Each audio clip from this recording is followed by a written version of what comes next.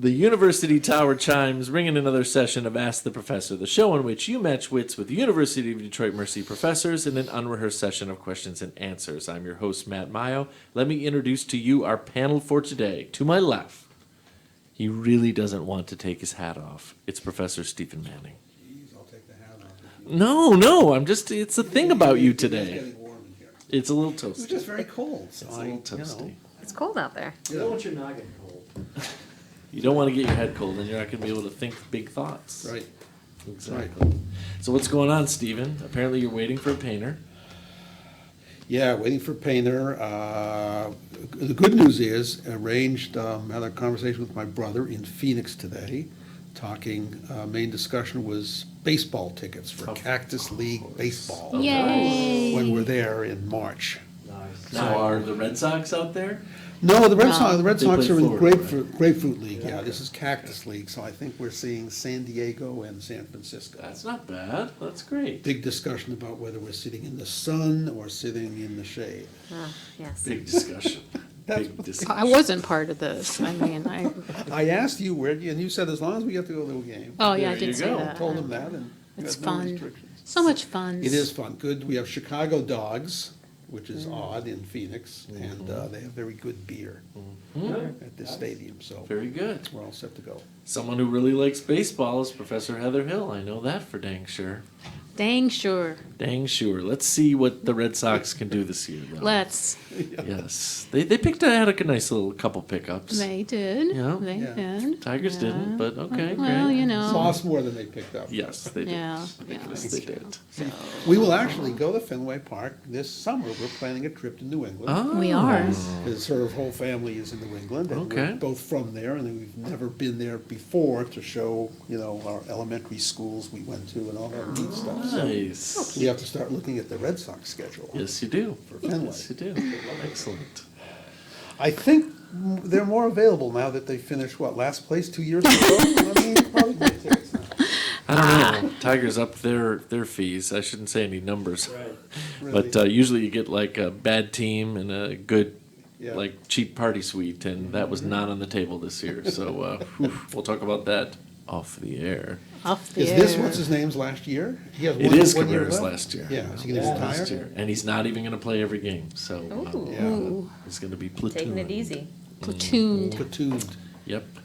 Someone who never needs a platoon. I don't know. I just made that up. As Professor Todd Hibbard. What is that? What does that mean? I know, right? I don't know. Someone who loves the movie Platoon. There we go. Professor Todd Hibbard. But on a completely different note, as a former resident of Lakeland, Florida, Lakeland, I used to get to see a lot of Tiger spring games. Sure. Oh, yeah. And in fact, Yeah. the Tigers, several of the Tigers players used our apartment complex as their spring training abode. Nice. So I will never forget the first Nice. spring I was there, walking out of my apartment, and this is a throwback, so you'll have to be a true Tigers fan to get the reference, but walking out of my front door and standing right across from me was Mike Henneman. Mike Henneman. Wow. I love it. And Nice. I was like, "You're Mike Henneman," and he Autograph? said, Autograph? Yeah, "I am." That's And awesome. yeah, it's me. Very, thus very began cool. Nice. no, not a friendship. Yeah. Thus began the story. That's right. The Grapefruit League. Nice. Yes. That's right. Pitchers and catchers, less than 2 weeks. Just Absolutely. putting it out there. Just putting it out there.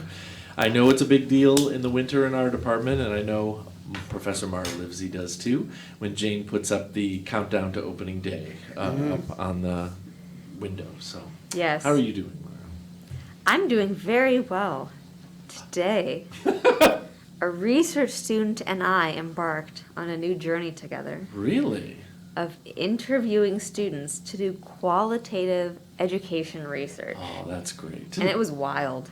That's I awesome. interviewed the student that I know well because they're my advisee, but in this 45-minute interview, I just learned so much more Wow. about them. I'm like, wow, this just like made my day. Awesome. Good. Very, very It was cool. lovely. Is there anything without names that you can share that was interesting to find out about this student? Yeah, this student was they started college in COVID. So it started remote, and then coming back to school produced some social anxiety. And then learning about the student's kind of self-work and growth to like being more communicative, reaching out to people, forming friendships. It was beautiful. That's I was awesome. like, oh, it's so heartwarming. That is awesome. Lovely. We all, will take the positive things when they come, because there's been some tough days these last few weeks, but So many tough days we're getting lately. there. Yeah. We're getting there. Folks, this is a program where you can send us questions regarding anything. If you stump the panel, you win a prize. If you don't stump the panel, you win a prize. You can send us questions in a number of ways, emailing us at atp@udmercy.edu. Find us on Facebook and Instagram, or listen on your favorite smart speaker by asking it to play Ask the Professor at University of Detroit Mercy. Can't help but let this go. Somebody said something online the other day that made me laugh so hard, I saved it all week so that I could bring it up, because I know what we say in our little opening. It was something about, actually, it was going sort of in a medieval direction, if you don't mind. There was a time, hopefully you'll be able to confirm, where Deny. when humans took language to try to name something, they were afraid by mentioning it out loud, it would summon that object. And it was particularly a big deal for animals, which they were afraid of. So this guy had unearthed this manuscript that did not refer to a bear as a bear, but as the brown one, or the honey eater, okay? And the person writing this had made the connection to, they can't say whatever the heck, Alexa at their house anymore, because then Amazon's going to start listening. It's like, we're full circle, like, she who must not be named. It's like, don't say that. It's like, oh, I forgot to mention my daughter's name is also Alexa, so this was really poorly planned. So they say the word Alexa a lot, and the Alexa comes to life. Right. And I go, so hilarious. I love that story. Am I the only one whose Apple Watch wants to talk to you in the middle of class? Oh, 100%. Michael, every class, my watch will say, "This is what I found on the Yeah, internet." I wasn't talking to you. You were Thank not. very much. I was not asking you anything. You know, there's a way to solve that. I know. Okay. I know. I know. I know. Have this kind of Talk about watch. the low-tech way? Yeah, or leave your watch in your office. I know. I'm But then I might lecture for hours, and that would be awful. Oh, It'd be even okay. worse. Yeah. For the Much students. worse. This just sounds like a perfect opportunity for some levity. Just like have a quick conversation with Well, yourself. I do. Well, I have a quick conversation with my watch. Yeah. Yeah. Absolutely. Well, here's where we are found, professors. Dear professors, I shall not begin this message as my nephew began his valedictory speech graduating from law school. Quote, honored professors, other professors. That's pretty good. That's rude. Because all of you are highly honored. Aw. Isn't that nice? So sweet. Here are some questions concerning what I think are cool facts. Get 6 out of 8 correct. Pass. And I'm supplying you your own imponderable at the end. This is going to be solid. Solid. First, an easy one. By the way, 6 of going 8. all the way to the end here, this is Steve Price of Portland, Oregon. I don't think we've had questions from you before, Steve, so thanks so much for sending them in. Yes, thank you. Thank you. It's great that you are staying in touch with us here. Okay, so first, an easy one. What did actor Robert Wool, in one of his most memorable roles, suggest as the best all-purpose wedding gift? Candlesticks? Candlesticks is the correct answer. Well From done. what movie? How do you know Bull that? Durham. Bull Durham. That's right. That's an easy one. We're staying with A the theme baseball here. one. Yeah, Baseball movie. Well, Good. there you go. Good job. Very, very nice. Nicely done. Steve has Really good. sent us some hints here, too. The hint for that one was, this is straightforward, not a curveball. So you get the feel for how these hints are going to go here. Yes, candlesticks. What was the logic behind that, Heather, in the movie? I can't remember. Was there any explanation given? I believe that Tim Robbins' character, who plays a pitcher, was having a little difficulty on the mound, and everybody goes out to sort of talk to him. And Kevin Costner's character, who is the catcher, is just like, okay, what's going on, and so-and-so's got this, and so-and-so's got that, and so-and-so's getting married, and we don't know what to give them. And Robert Wool's character is like, well, tries to solve this problem, and this problem, and this problem, and candlesticks always make a nice gift. Nice. Okay. Nice. The New Yorker Excellent. periodically has cartoons of the whole team at the pitcher's mound and Yeah. with a funny, caption. So they're what talking about stuff like they're that. talking about everything except Other than baseball Yeah. in the game. Here comes the umpire. Break it up. Number two, Dorothy Parker was a famous wit and an accomplished writer. What did Miss Parker believe were the two most beautiful words of the English language? Gin. No. It is Not not you, alcohol. not you, related. Dorothy. Not The two most beautiful words in the alcohol-related. English language. Not London Dry. now. London Dry. So you're on the right track. Really? Is all Wait, I'm what saying. did you, what? I said not now. Ah, The hint is for Parker, writing was a job, not a hobby, is what The it end? says. The end is getting Yeah. closer, getting closer. No, I think you need to be about 1,000 billion times more acerbic to get this Okay. right.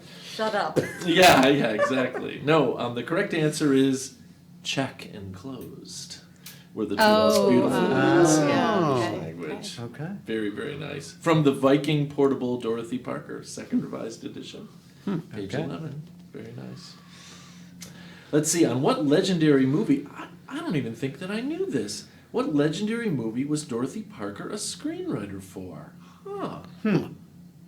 No hint on this one, too, so you're going to have to go Dorothy Parker. kind of raw. Yeah, a very famous, sort of funny writer. What year It's was not the really, movie? It doesn't have the, I mean, it would have been Golden Age-ish, and it's a drama. It's not necessarily a comedy. It was recently remade. Oh my gosh, like literally 1 or 2 years ago, and it won a bunch of Academy Awards as the remake. What? I believe it oh, I'm gonna kill myself. It's did it star Lady Gaga in the main role? Oh, Stars Born? Stars Star is Born. Born, She's yeah. a screenwriter Yeah. for the original Oh, wow. Stars Born. Wow. Yeah. And the original was in what year? Oh gosh. How many versions of that movie have there been? That was a while seriously. ago. Yeah, exactly. True. It's been a while. On to a subject somewhat less dangerous than antagonizing Dorothy Parker. Thanks, Steve. In professional wrestling, what's a hooker? What's a hooker? I don't know. Sound like a Yeah. chokehold of some a sort, headlock. or a Yeah, that's what I'm Headlock? thinking. Getting close. yeah? Headlock, Hooker. Your hint is a hooker could defeat even a highly skilled wrestler. chokehold? No. Take, like, Hooker. is it when Hooker. they get knocked out and so of course they're defeated? No. Thing no. you hold. You take the in- rope from around the thing and put it around their neck. In your, Yikes. a leg lock. Hooker. No. No. I think that the issue here is that you're thinking sort of concepts and objects and Yes. moves, but it's actually a person. I think that's probably the only other Oh, clue. I can Hooker. give a you. ref? The ref? No, it's not the ref. That's a good The guess. trainer. No, it's not the trainer Someone either. that put the hook, get the person out of the ring. Yeah. Everybody gets one guess, so I need Mara and Todd to chime Can The you, ringmaster? in. Not the can you say ringmaster. the question again? Hmm. In professional wrestling, what was a hooker? What was a hooker? Professional The wrestler. hint was Wow. a hooker could easily defeat a highly skilled wrestler. No pressure, Mara. No pressure. Last person left. It's a person and not an object. It is a person, yeah. It's pretty interesting. Pretty interesting stuff. Hooker. Could defeat a professional. I don't know. No idea? Like they're train. Did someone already say they're trainer? Yeah. Yes, Okay. yes. All Well, right. then I have no guess. So a hooker was a wrestler who knew many of the hooks of the old carnival wrestling days because in those days, carnivals had a wrestler who would take all comers to earn money. So the carnivals did not want to pay prize money. The carnival wrestlers developed a collection of painful or crippling holds Whoa. that were either unknown or Yikes. illegal in Yeah. conventional Oh. wrestling and enable the carnival wrestler to defeat even a highly skilled challenger. Like the Vulcan Wow. death grip? Like the death grip, absolutely. I'm sorry, I can't help myself. I try not to go into too much detail, but for Christmas this year, my wife and I purchased Storyworth for my parents, if you're familiar with it. No. They get one question every week for 52 weeks, and they will digitize, type in their responses, and then it gets assembled into a beautiful Nice. sort of hardbound book at the end of the following year as sort of an answer to their life story. And you Yeah. could even do it more Lovely. frequently than a week. It was very, very nice. And I was just before coming over here reading my dad's response to last week's question, which involved what famous or what big trips did you take when you were little? And he had gone to a summer camp where on the very last night, everybody goes to sleep. And then you get roused several hours later.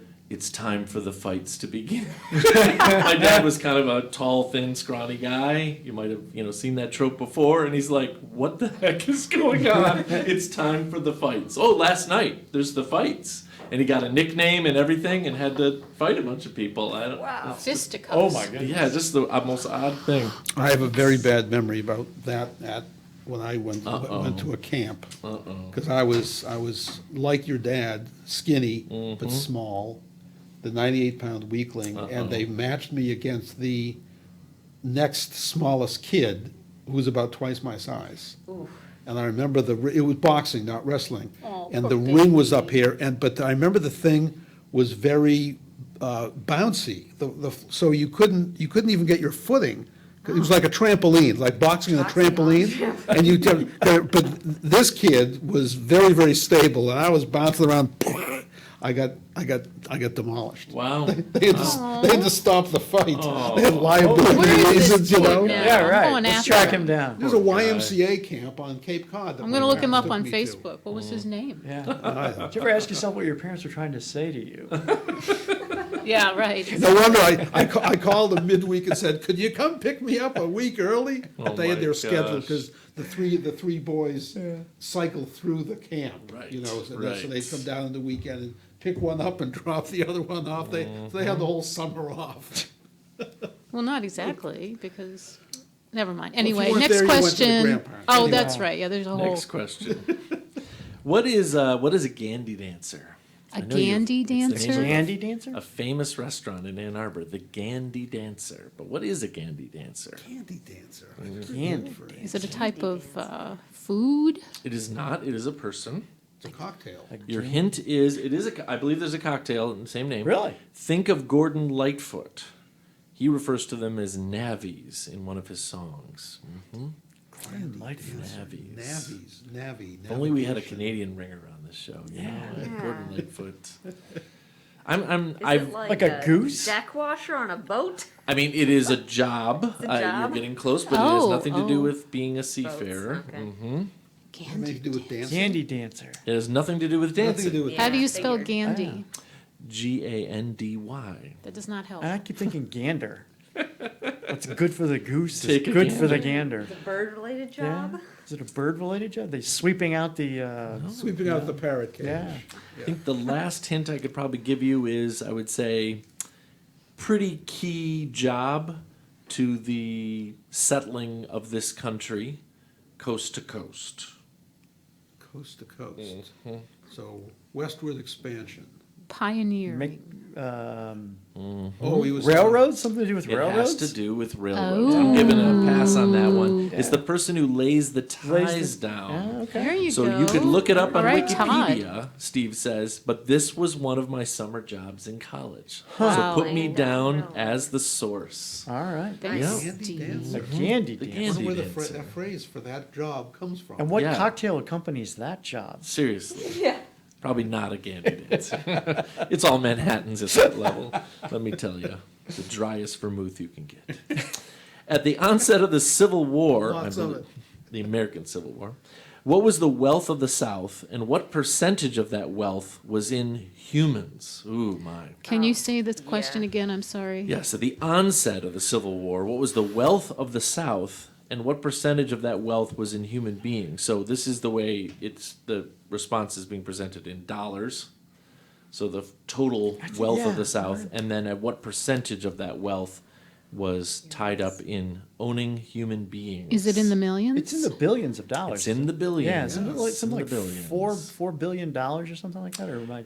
You're pretty close. The hint says the percentage shows that Deep Throat would have been correct even back then. I like these very Follow the mysterious- money? Follow the money. yeah. Yes, follow the money. So it says it's 22 billion, which 22. in terms of orders of 10, I think you're All right. pretty close. 22? Because we have individual humans worth 22 billion in the Yeah, year yeah, yeah. 2023. Yeah, yeah. But 50% of that Wow. was Yeah, I would have that's guessed not- higher, that's not actually. guessed I would have high, guessed too. 60. I was Yeah. thinking 60. I was Yep. saying 70, but 50. That's why they were so willing to fight. Heck yeah. Yeah. 60%. Not giving up $11 billion. Yeah. Unless you're Mark Zuckerberg on Tuesday. Yeah. Stephanie McCurry is the author of History of the Slave South. What was the cause of the Civil War? Follow the money, is what Steve says. Yeah. There you go. Yep. So, in the aftermath of the Civil War, what did General Sheridan say about hell and Texas? They're one and the same. You know, it's great that you went there, but there's another level to this question. Texans, all Texans should go to hell? I mean, getting closer. Yeah, getting closer. The hint, I'm sorry, it has to do with opposition to Reconstruction. Not too surprisingly, opposition to Reconstruction. What did General Sheridan say about hell and Texas?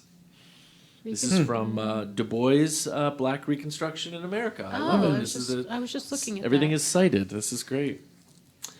You know what he said, professors? He said if he owned both hell and Texas, he would live in hell but rent Texas. Yeah. Wow. Oof. Yeah. Yikes. So you just weren't harsh enough, Mara. Yeah, right. Jeez. What writer said about what honor? In my heart, there may be doubt that I deserve this honor over other men of letters who I hold in respect and reverence, but there's no question of my pleasure and pride in having that prize for myself. Who was the author? What was the prize? No hint on this one. It was the Sounds Nobel familiar. Prize for Literature. It's the Nobel Prize for Literature, famous It was- American author. Some American author with some level of humility. Mark Twain? Not Mark Good Twain. guess. Not Mark Twain. Faulkner?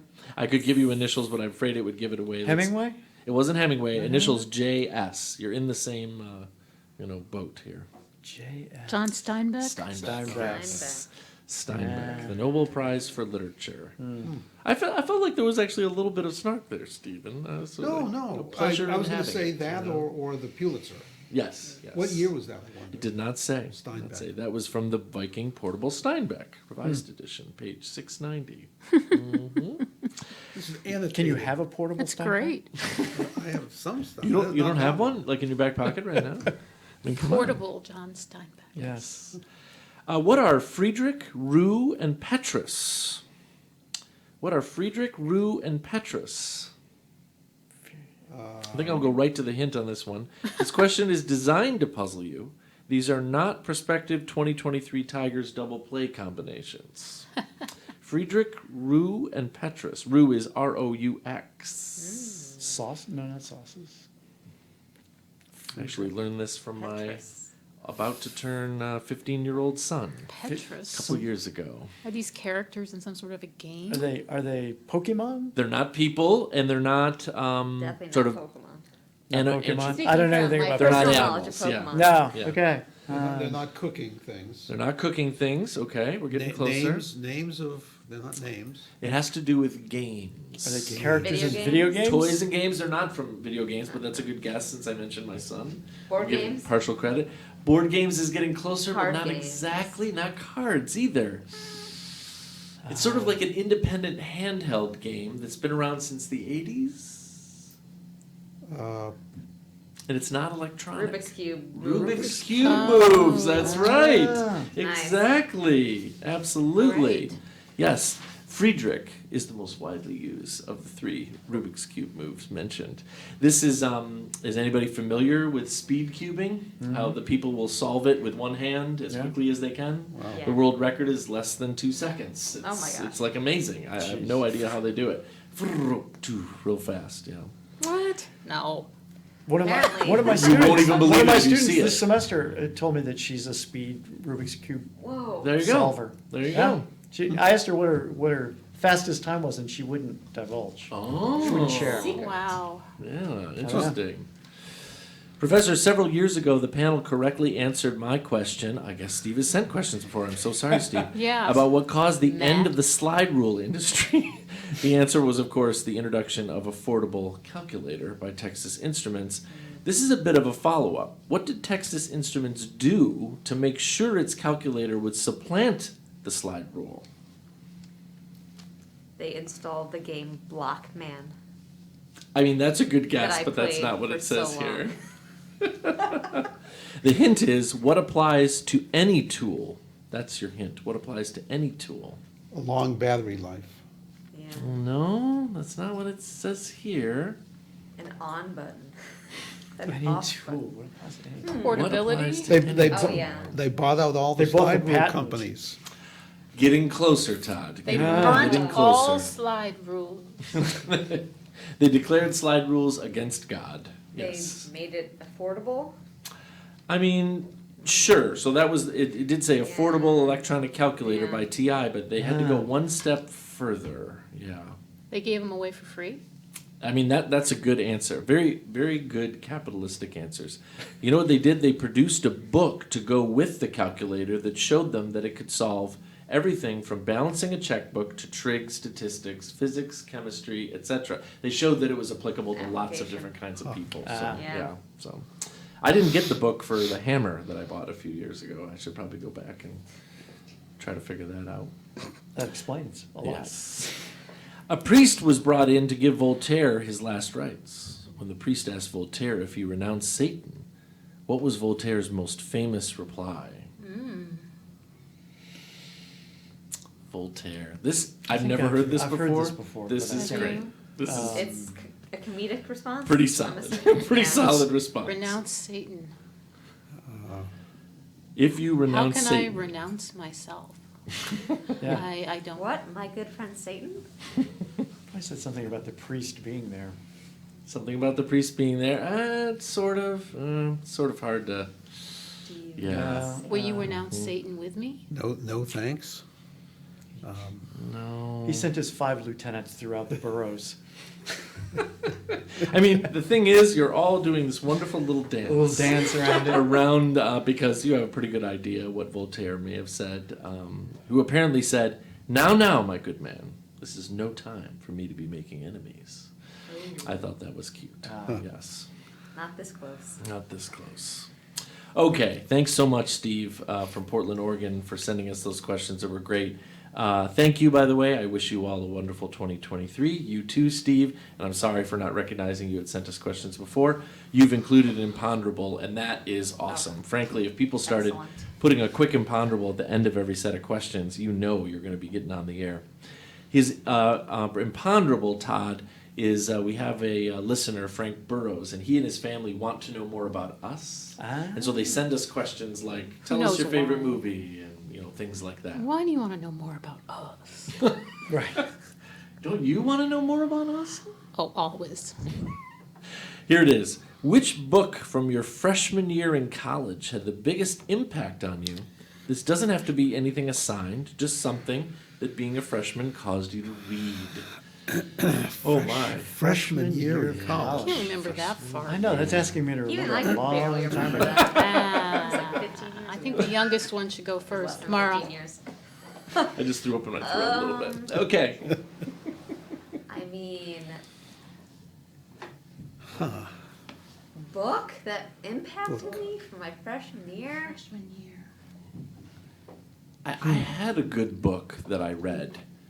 And it was assigned for a class. And it's not some chemistry textbook or anything, but it was, what's his face? Because really it was really memorable. It was 10 Philosophical Mistakes. I had to read it for Philosophy 1000 Yeah. with Vaughn Adams. And that was a good class. I liked that class a lot. I'm not gonna remember the name of this book, but my freshman writing seminar was about like food and ethical production of food, and so we read the Omnivore's Dilemma, and like that impacted me. And I'm not remembering the name of this other book that we read, but it was about how pigs are raised, and so learning about like how livestock in general are raised in this country was super impactful to me and changed the way that I think about buying and eating meat. Nice. Wow, that was really good. Yeah. I like that a lot. Wow. Omnivore's Dilemma, that gets a big It's a thumbs good up. book, Yeah. yeah. Yeah. Eat food, not so much. Mostly plants. There you go. There's your diet. All right. 3 parts of the table. Very silent right now. So I don't know if this was from my first year of college, but I can say I only kept one book from my college career Wow. so I started my college career with a different major than I ended with. So in my first major, I only kept one book. And I carted this book around. We moved quite a bit in my 20s and 30s, and I carted this book around with me all over the country. And my wife would always say, "Why are we carrying this book around?" It was my textbook for statistics. I love it.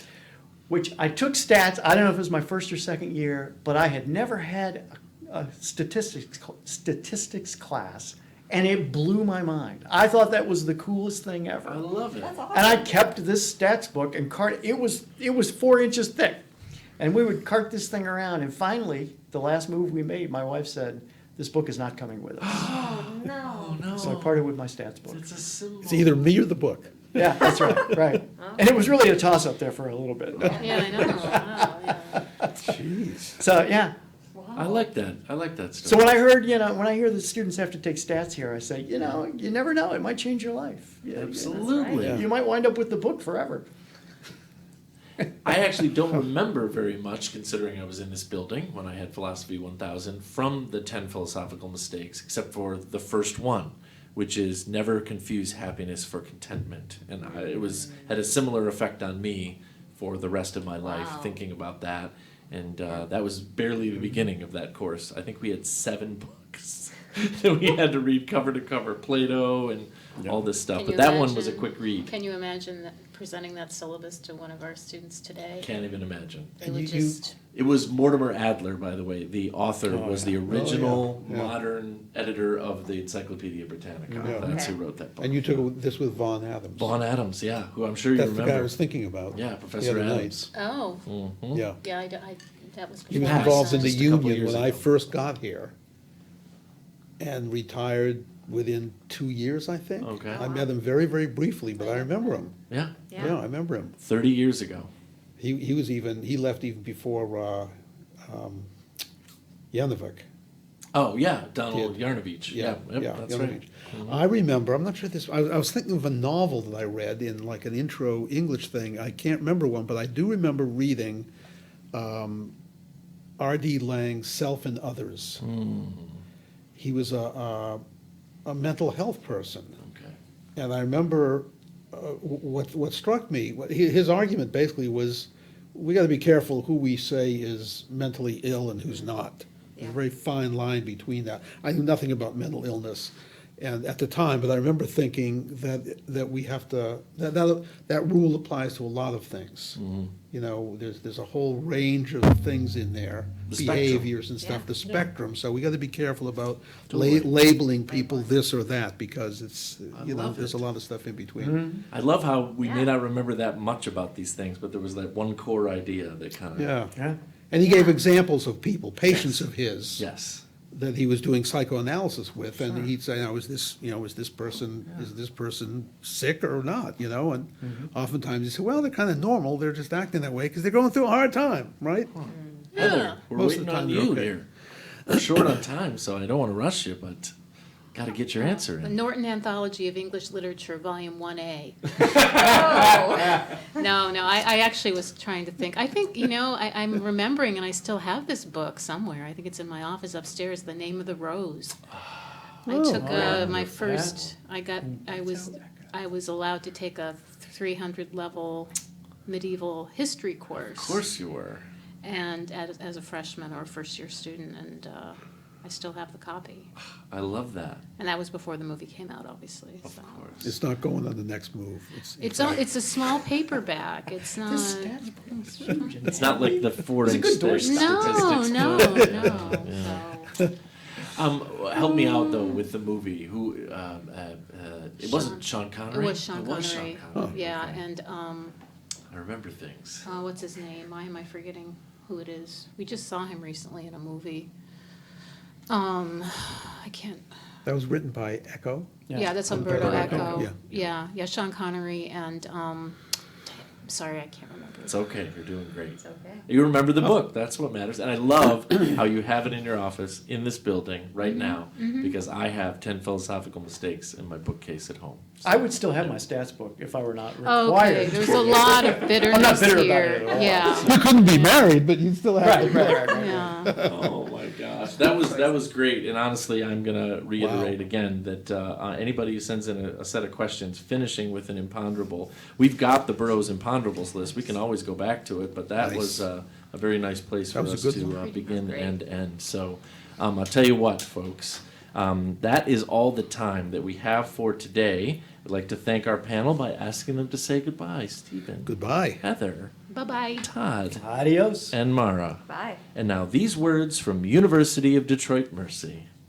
Ask the Professor is transcribed at the Toasty facilities of the Briggs Building in the Department of Communication Studies and the College of Liberal Arts and Education at University of Detroit Mercy's McNichols campus. Ask the Professor is produced and technically directed by Michael Jason and Brian Masonville, and of course John, and our executive producer is Professor Jason Roach. Until next week, I'm your host, Matt Mayo.